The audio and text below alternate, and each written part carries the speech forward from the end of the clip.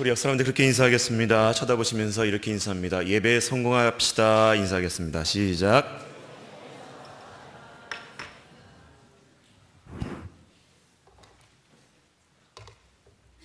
성장반 14기 우리 수료했던 은선 자매 간증했는데, 또 지난번 수료 직전 또 우리 황영선 자매가 간증했었고요.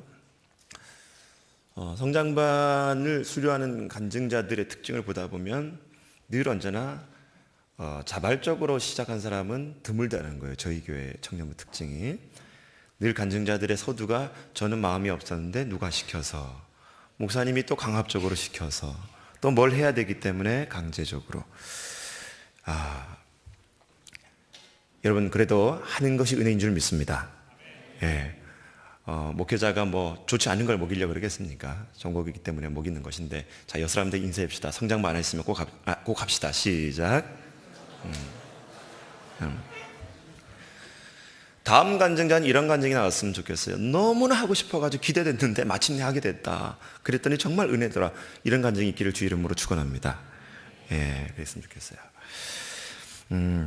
제가 자료를 보다가 이런 자료가 좀 있어서 말씀하고자 합니다. 현대 기독교를 위협하고 핍박하는 요소들, 그 8가지가 나와 있는데 한번 들어보세요. 기독교를 핍박하고 박해하는 현대적인 요소들. 첫 번째가 뭐냐면 교회의 세속주의. 교회가 거룩성을 잃어버리고 세속화되어져 있는 이 세속주의가 현대 기독교의 제일 위험 요소라는 거예요. 그게 70%가 넘게 나왔습니다. 응답자들 중에. 두 번째가 뭐냐면 교회의 소비 지상주의. 미안해요. 제가 이런 타부서 이렇게 얘기하고 싶지 않지만 저희 교회뿐만 아니라 다른 교회도 마찬가지입니다. 주일날 보면은 선교센터 건물에요, 어마어마한 쓰레기가 쌓여지게 됩니다. 근데 각 선교센터 층마다 쓰레기의 내용물을 보다 보면 다 뭐냐면 다 간식 음식물이에요. 과연 교회에서 말씀을 먹이는 것이 먼저인지, 이런 간식 덩어리를 먹이는 게 먼저인지, 제가 요즘 많이 쓰레기 더미를 보면서 보게 되어지는데, 이 이유는 과연 교회가 그런 것을 꼭 해야지만 교회가 이어질 수 있느냐, 근본적으로 생각해 보게 되더라고요. 청년들도 한번 해봤으면 좋겠어요. 여러분 예배 끝나고요, GBS 올라갈 때 보다 보면 소그룹 리더들이 콜마트 가가지고요, 봉지채로 그냥 들고 올라가요. 성경 들고 올라가는 것보다 봉지를 더 많이 들고 올라가고 있어요. 한간에 여기 죽도동 소문에 의하면 콜마트는 포항중앙교회 청년회가 먹여 살린다라는 소문이 있을 정도로 어마어마하게 들고 올라가요. 우리 덕진 형제가 운영하는 좋은 마트는 문을 닫은 바람에 안 되고 있는데, 소비지상주의. 세 번째가 뭐냐면 성과 폭력의 대중문화. 교회마저도 이 성적인 스캔들과 폭력의 문화가 난무하고 있다는 거예요. 네 번째가 뭐냐면 이슬람교의 확장. 다섯 번째가 기독교 내 신학의 분열. 여섯 번째가 세상적 풍요와 부를 강조하는 목회자들. 저희 교회는 그렇지 않지만 실제적으로 교회가 기복적인 신앙이 되어지면서 이 세상적인 풍요와 부를 강조하고 있는 그런 분들도 많이 있는 걸 보게 됩니다. 그리고 일곱 번째가 뭐냐면 바로 교회의 리더들의 성적 도덕성 타락, 이런 것들이 지목됐고요. 그리고 여덟 번째가 종교 자유에 대한 국가적인 탄압이다라고 조사가 됐어요. 어떻게 보면 우리가 실제적으로 피부로 겪는 그런 요소들도 있고, 또 아니면 먼 발치에서 바라볼 수 있는 요소들도 있겠지만, 아무튼 현대적인 이 기독교가 어려워진 요소를 보다 보면 두드러진 특징들이 여러 가지가 있다는 것입니다. 여러분, 우리가 신앙생활을 하게 될 때에 여러분 정말 끝까지 믿음의 절개를 다 지킬 줄 아는 그런 저와 여러분 될 수 있기를 주 이름으로 축원합니다. 제가 오늘 설교는 제 얘기를 먼저 시작을 하고 성경의 본문에 나와 있는 다니엘 얘기로 좀 넘어가려고 그래요. 절대 오해하지 마시고 자랑으로 듣지 마시고 저의 삶을 한번 나누고자 합니다. 저는 어렸을 때부터 육상을 했습니다. 초등학교 2학년 때부터 남다른 체력 조건에 의해서, 비웃지 마세요, 정말이에요, 하체가 되게 길단 말이에요. 제가 길어요. 그러다 보니까 이 하체가 긴 조건에 의해서 육상을 시작했습니다. 110m 허들하고 그다음에 높이뛰기, 넓이뛰기를 했는데, 가만히 계속만 운동했으면 저는 아마 지금 태릉 선수촌에서 아마 후배들을 지도하고 있을지 몰라요. 전국에 저희 또래에 110m 허들 뛰는 선수가 3명밖에 없었습니다. 제가 운동할 때에. 그러니까 전국체전 나가면 그냥 금운동 메달을 자동으로 따게 되는 거예요, 3명이서. 참 얼마나 은혜입니까? 체대에 들어갈 수 있는 특차 조건이 뭐냐면 전국대회에서 3위 내에 입상하는 거거든요. 자동적으로. 고등학교 2학년 시절에. 그러면 고등학교 2학년 내 체전에 나가가지고 그냥 슬슬 걸기만 해도 저는 동메달이란 말이에요. 근데 하나님 어떻게 하셨는지 모르겠지만 제 다리를 운동 도중에 부러뜨리십니다. 그것도 장마철이지. 장마에 비가 막 쏟아지고 트랙을 돌다가 하수구에 다리가 미끄러지면서 하수구 구멍에 다리가 빠지면서 다리가 부러져 버려요. 체전을 한 달 앞두고. 비운이죠. 세상에 수많은 관계자들이 야, 너 같은 인재가 어떻게 다리가 부러지다니 정말 불행해도 너무 불행하다. 그럴 정도였단 말이야. 나가기만 하면 동메달인데. 그렇지 않아요? 근데 하나님 오면 섭리가 거기에 있는 것이죠. 근데 제가 운동을 하면서 제일 힘들었던 게 있습니다. 뭐 훈련이 많아서 힘들었던 것도 아니고요. 주일이 되면 코치 선생님이 나와서 운동하라는 거예요. 저는 교회 가서 예배 드려야 되는데 체전이 얼마 안 남았으니까 나와서 운동해야 된다는 거예요. 어렸을 때부터 제일 커다란 씨름이었습니다. 운동하면서. 내가 운동을 그만둘 이유가 있다면 아마 이 주일 성수 못하는 것 때문에 운동을 그만둬야 될 것 같다. 한 번은 중요한 체전이라 가지고 꼭 나오라는 거예요. 그래서 다른 선수들은 다 나갔어요. 근데 저는 끝까지 고집 부리고 교회 가서 예배 드렸습니다. 제가 다니고 있던 학교와 그리고 제가 다니던 교회가 길 20m를 앞에 두고 교문과 그 교회 정문이 20m밖에 안 떨어져 있는 곳이에요. 저희 코드 선생님이 제가 교회 들어가는 것을 보고서 월요일 날 하루 종일 정말 비 오는 날 여름 먼지 일어나도록 맞아본 적이 있습니까? 그렇게 맞아봤어요. 근데 그 다음 주가 됐습니다. 또 나오려는데 안 나갔어요. 월요일 날 또 그렇게 개패듯이 맞아봤습니다. 3주차가 되니까 이제 그 코치 선생님이 내버려 두더라고요. 그래서 결국에는 운동하는 동안 주일 성수를 어겨본 적이 없었습니다. 또 한 번의 시험이 다가옵니다. 운동을 그만두게 되어지고 고3이 되어졌습니다. 제가 다니던 고등학교는 MBC 시사 다큐 프로그램에 나올 정도로 상당히 문제가 있는 학교였어요. 얼마나 문제가 있었냐면 전교생을 새벽 2시까지 자율학습시키는 학교였습니다. 전교생을. 그리고 12시가 되면 졸고 있는 학생들을 순찰하고 있던 선생님들이 불러다가 화장실에 데려가서 옷을 다 벗기고 양동이에다 물을 담아가지고 퍼붓는 그런 만행까지도 저질렀던 학교가 제가 다니고 있던 학교였어요. 지역 고등학교에서는 너무나 수준 있는 고등학교였기 때문에 더 많은 학생들을 입시에 붙게 하기 위해서 그런 강제적인 그런 조항들이 있었던 학교가 그런 고등학교였습니다. 그런데 이 고등학교가 문제가 뭐냐면 주일이 되면 여지없이 전교생이 자율학습을 나와야 되는 거예요. 종교의 자유가 없습니다. 전교생이 아침 8시부터 저녁 7시까지 심지어 저녁 7시 이후에 저녁 먹일 정도로 엄청난 그런 하드적인 트레이닝을 시켰던 학교가 그 고등학교였어요. 그러니까 주일이 되면 교회 나가야 될 애들이 고3 시절에 모든 주일 성수를 포기하게 됩니다. 그런데 저는 그걸 용납할 수가 없었습니다. 그래서 제가 다니고 있었던 그 고등학교 저희 반이 학교의 2층에 있는 교실이었는데 선생님들이 오전 9시부터 8시부터 자율학습하게 되면 한 9시부터 이제 순찰을 돌게 된단 말이에요. 그러면 교회 가야 될 시간 11시가 되는데 11시에 대예배니까 가서 예배를 드리려면 한 10시 반 정도가 되면 학교를 나와야 돼요. 근데 나갈 수 있는 방법이 없습니다. 계속해서 복도에서 선생님들 왔다 갔다 하니까. 나갈 수 있는 방법이 딱 하나 있습니다. 그게 뭐냐면 교실에서 창문을 넘어서 뛰어내리는 거예요. 고3 시절 3월 달부터 첫 주부터 그 자율학습에 대한 강제 조치에 저항해서 교실 창문을 뛰어내렸습니다. 그리고 운동장을 주랭라쳐서 교회를 가는 거예요. 그러면 월요일 학교 등교하게 되면 어떤 일이 벌어지냐. 칠판에 이렇게 적혀 있습니다. 제 이름이 옛날 이름이 강동화 교무실로 와. 이렇게 적혀져 있어요. 그러면 교무실 앞에서 하루 종일 하는 게 뭐냐면 1교시부터 4교시까지 많은 선생님들과 학생들이 왔다 갔다 하면서 제가 엎드려 뻗쳐져 있는 모습을 4교시 점심 식사하기 전까지 그 모습을 전교생이 다 보는 거예요. 1년을 그렇게 했습니다. 주일이 되면 교회를 가고 월요일이 되면 매를 맞고 엎드려 뻗쳐 있으면서 그렇게 교무실 앞에 서 있는 엎드려 뻗쳐 있는 제 모습.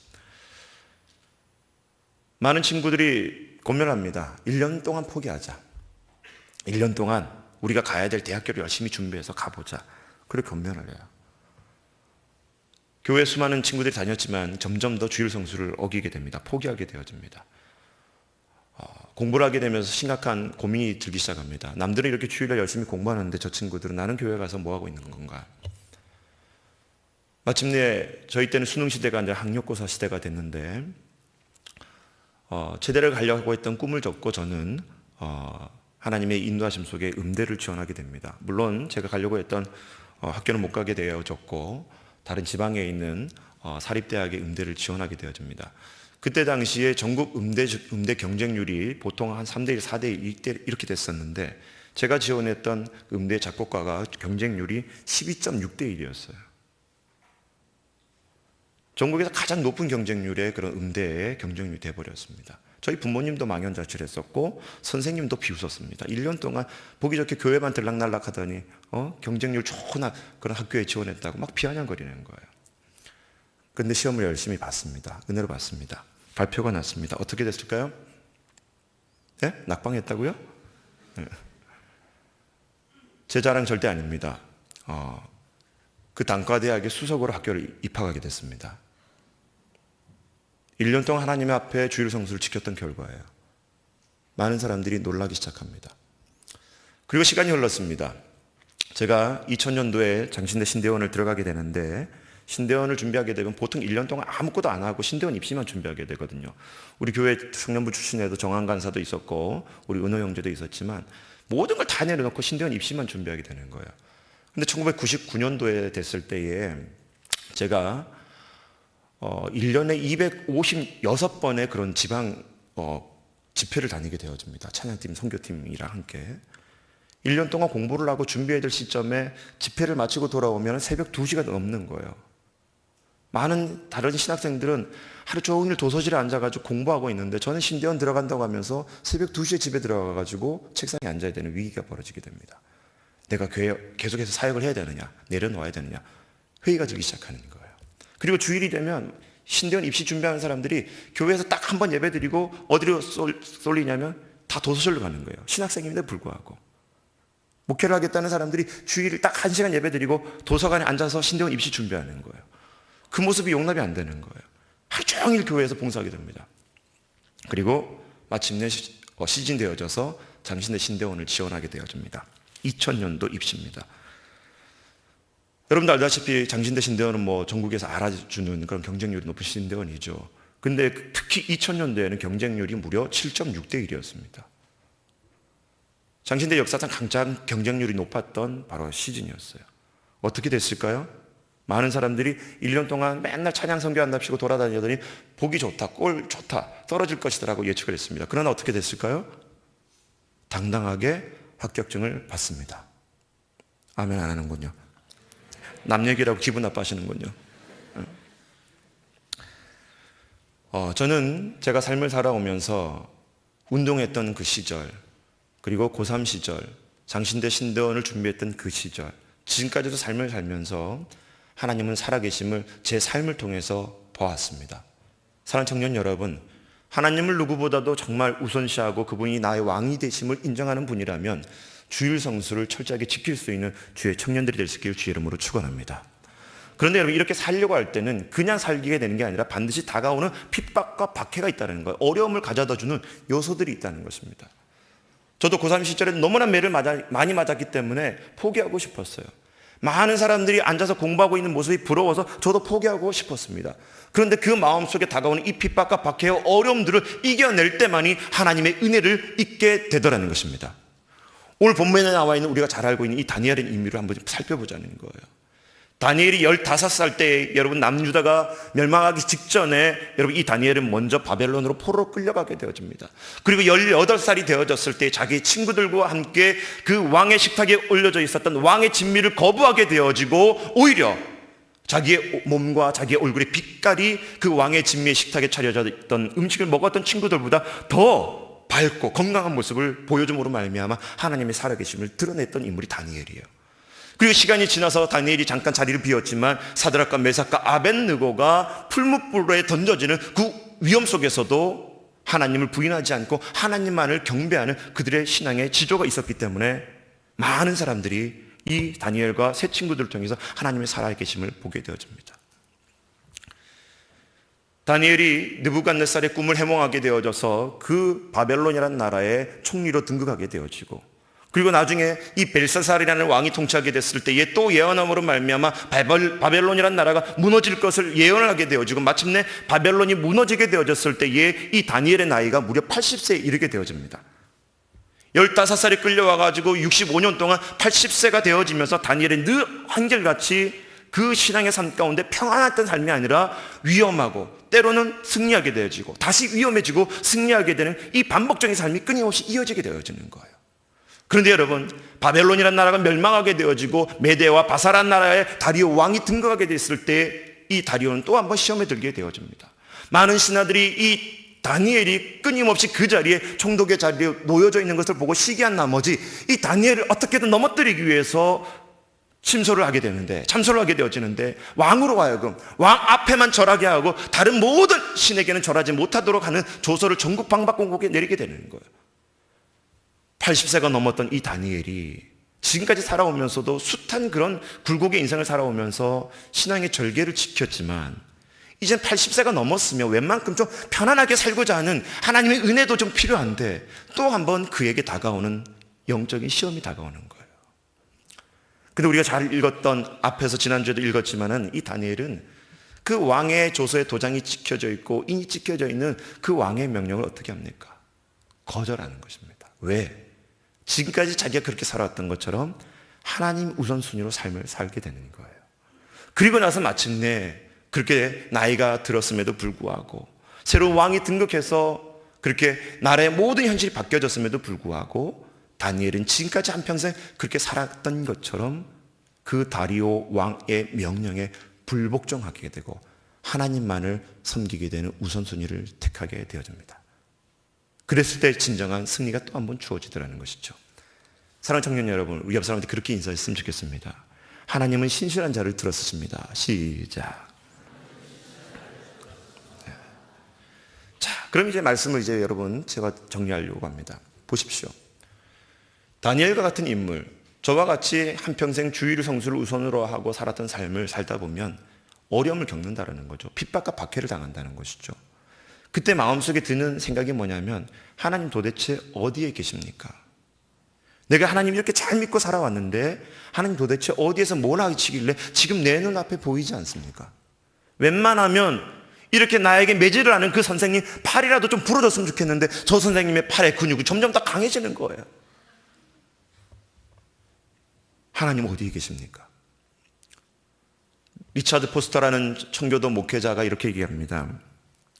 하나님 백성들은 지금 그들이 당하고 있는 핍박과 박해로부터 벗어나기 위해서 애쓰기보다는 하나님이 사랑하는 백성들에게 핍박과 박해의 고난을 겪는 삶을 주신다고 하셨는데 정말 우리가 살아가면서 그런 어려움을 겪고 있다면 내가 정말 그런 핍박과 박해를 받을 만한 자격이 있는 사람인가 고민해 보라는 거예요. 다른 말로 말하면 하나님의 이름을 지키기 위해서 핍박과 박해를 당하고 있는 내 신앙의 그 진정한 진실성이 나에게 있기 때문에 이 핍박과 박해가 오는지 한번 스스로 점검해 보라는 것입니다. 우리는 문제가 놓여지면 어려움이 오게 되면 핍박과 박해가 놓여지면 그 문제를 벗어나기 위해서 발버둥 치는 것이 먼저지만 이 목사님이 얘기하기를 너희들이 정말 하나님의 백성다운 핍박과 박해를 받을 만한 자격이 있는지 우리들의 신앙을 스스로 점검해 보라는 거예요. 왜? 하나님의 백성들, 신실한 백성들은 반드시 이 땅의 삶을 살면서 평안하게 사는 것이 아니라 고난당하고 차별당하고 핍박받게 돼 있기 때문에. 우리가 히브리서 11장 36절과 37절 말씀 같이 읽었으면 좋겠습니다. 방송시 한번 띄워줄까요? 히브리서 11장 36절과 37절 같이 읽습니다. 시작. 조롱과 채찍질 뿐 아니라 결박과 옥에 갇히는 시련도 받았으며 돌로 치는 것과 톱으로 켜는 것과 시험과 칼로 죽임을 당하고 양과 염소의 가죽을 입고 유리하여 궁핍과 환난과 학대를 받았으니. 여러분 히브리서 11장은 믿음의 위인들에 대한 이름이 쭉 나열되어 있습니다. 35절까지는 그래요.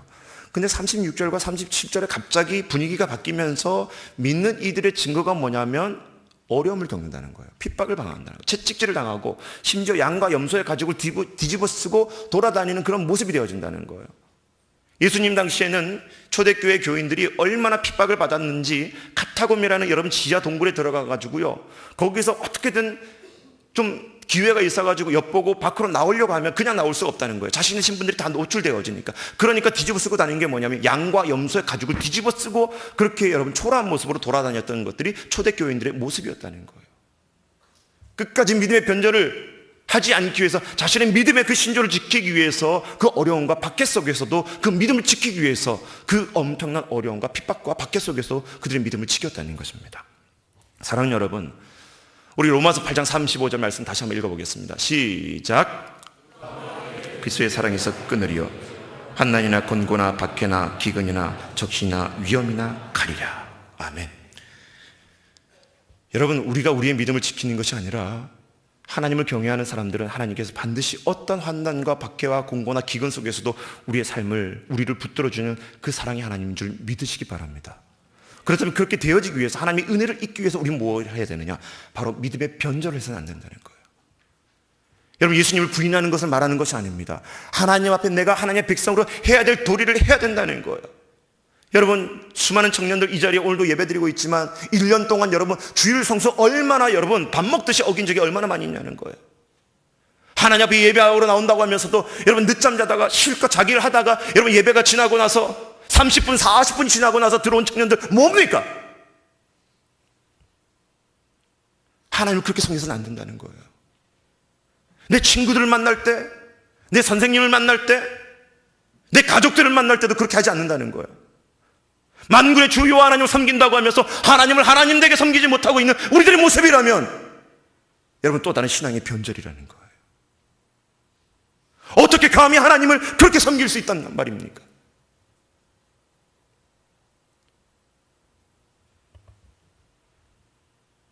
사랑하는 청년 여러분, 기본을 회복할 수 있는 청년이 될 수 있기를 주의 이름으로 축원합니다.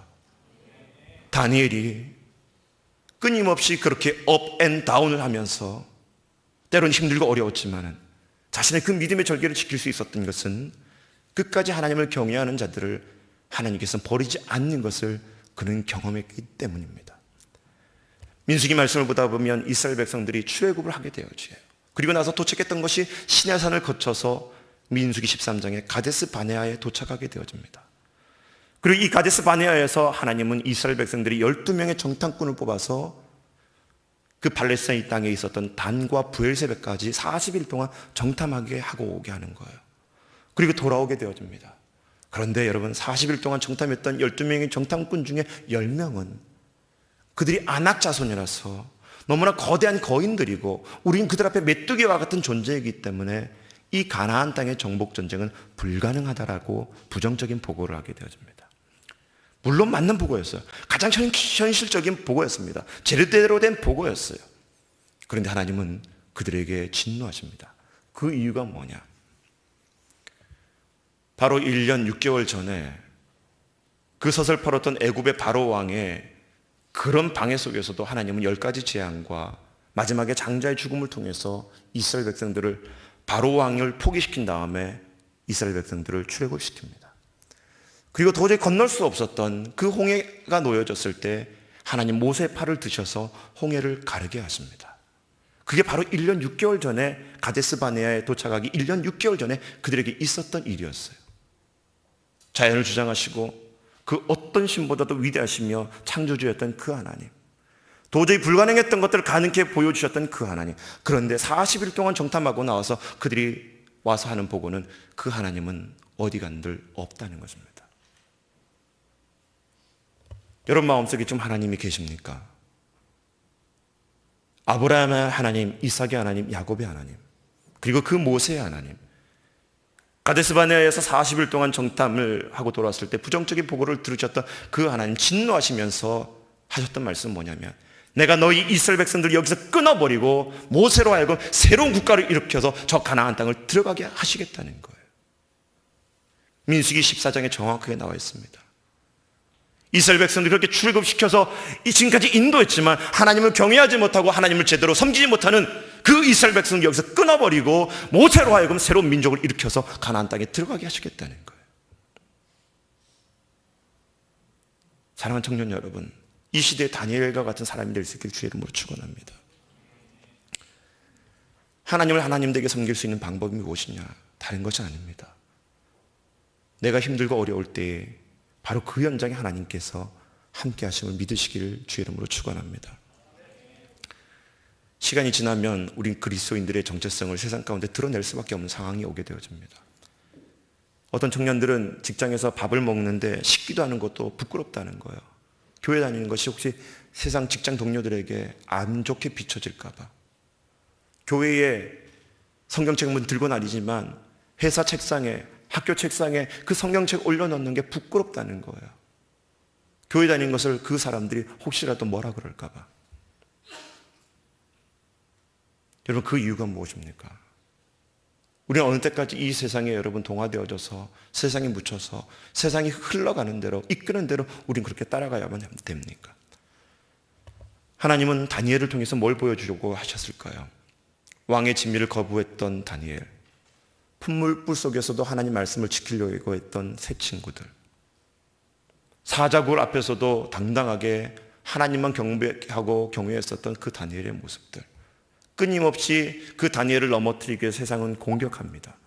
그럼에도 불구하고 하나님께서는 하나님의 나라를 세우기 위한 하나님의 백성들을 지키시고 보호하시는 그 과정의 삶이 다니엘을 통해서 비춰지게 되어집니다. 그 말씀의 결론은 무엇이냐? 아무리 세상이 거칠고 험하다고 할지라도 하나님을 경외하고 하나님을 끝까지 붙잡는 인생에게는 바로 그 인생을 통해서 하나님의 나라가 세워지는 은혜를 베풀어 줄 줄 믿습니다. 여러분, 우리 교회 한번 읽어볼까요? 여러분 왼쪽에 있는데 시작. 다시 한번 더 크게 시작. 아멘. 저게 뭔 말일까요? 여러분, 포항중앙교회를 통해서 하나님을 경외하는 포항중앙교회 성도들로 말미암아 이 땅 가운데, 그리고 전 나라와 민족 가운데, 전 세계 가운데 하나님의 나라가 확장케 되어지는 은혜가 있기를 주의 이름으로 축원합니다. 그렇게 되어지기 위해서는 오늘 이 위기 순간 속에서도 하나님만을 붙잡고 하나님만을 앙망하는 그런 믿음의 절개가 있는 이 시대에 다니엘과 같은 청년들을 원하고 계신다는 사실입니다. 하나님을 하나님답게, 그리고 믿음을 믿음답게, 신앙을 신앙답게 가질 수 있는 저와 여러분 모두가 될 수 있기를 주의 이름으로 축원합니다. 같이 기도하겠습니다.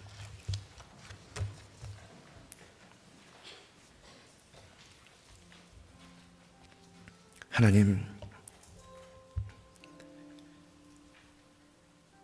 이 땅의 젊은이들이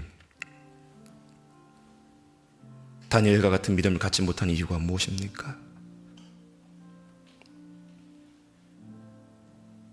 이스라엘 백성들이 왕이 없어서 하나님의 뜻을 모른 채 자기의 소견대로 행했던 것처럼 오늘 이 땅의 젊은이들이 하나님 없이 자기의 중심과 자기의 사상과 자기의 마음대로 살아가는 그런 모습들이 되지 않게 하여 주시고, 다니엘의 하나님, 왕의 진미를 거부했을 때 그들의 삶을 책임져 주시고 인도하셨던 하나님, 풀물불 속에서도 신앙의 절개를 지켰던 그 사드락과 메삭과 아벳느고의 하나님, 사자굴 앞에서도 오직 하나님만 경배하겠다고 다짐했던 그 다니엘의 하나님, 우리 하나님 되신 줄 믿사오니 우리 또한 그 믿음으로 살아가는 한평생 될 수 있도록 도와주시옵소서. 그래서 이 믿음으로 살아갈 때 우리의 삶을 통하여 이 땅에 하나님 나라가 이루어지게 하여 주시고 하나님의 나라의 백성들이 더욱더 늘어나는 은혜도 더하여 주시옵소서. 감사드리고 예수님 이름으로 기도드립니다. 다 같이 자리에서 일어나도록 하겠습니다. 우리 옆 사람들 그렇게 인사하겠습니다. 하나님을 하나님답게 섬깁시다. 시작. 그렇게 마음 먹고 다짐하고 결단하며 우리 세상을 향해서 나아가도록 하겠습니다.